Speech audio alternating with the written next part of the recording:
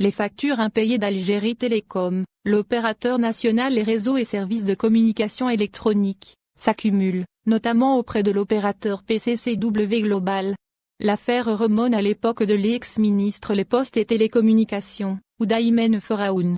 Cette dernière se retrouve mise en cause dans le contrat entre Algérie Télécom et la société PCCW Global, chargée de l'installation de câbles sous-marins MEDEX. L'opérateur PCCW Global est une filiale de groupe Hong Kong Telecom, fournisseur mondial de services dans les télécommunications, le transformation numérique, ainsi que dans le gestion et le commercialisation les câbles sous-marins. Selon ce qu'a reporté le quotidien et Eloatan vendredi, l'opérateur réclame la somme de plus de 11 millions de dollars de factures et menace depuis septembre dernier de suspendre ses services liés aux câbles sous-marins MEDEX, réceptionnés en février 2019.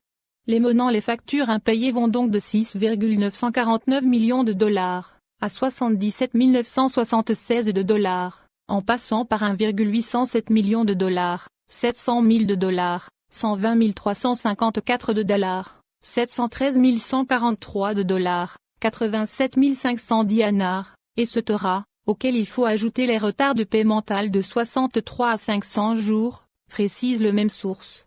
PCCW Global sollicite les autorités algériennes en mars 2020. PCCW Global adresse un courrier à Algérie Télécom pour débloquer le paiement les factures liées au projet et aux services de maintenance dans le cadre de l'accord de partenariat avec le ministère.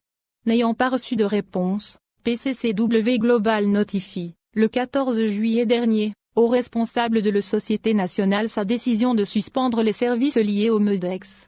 L'opérateur Intercaltion précise que ce retard de paiement lui a causé une perte sèche de 5 millions de dinars, soit 435 000 de dollars. Quelques jours après, soit le 27 août, PCCW Global adresse un courrier au Premier ministre, Abdelaziz Djerad, où il demande une intervention pour un règlement à l'amiable, afin d'éviter le recours aux dispositions contractuelles de suspension de service, selon le même journal. Suite à toute cette affaire, et aux coupures répétitives qu'a connues le réseau Internet, le chef de l'État Abdelmadjid Tebboune a demandé l'ouverture d'une enquête. Ensuite, intervient son évacuation à l'étranger avant même que cette enquête n'arrive à terme.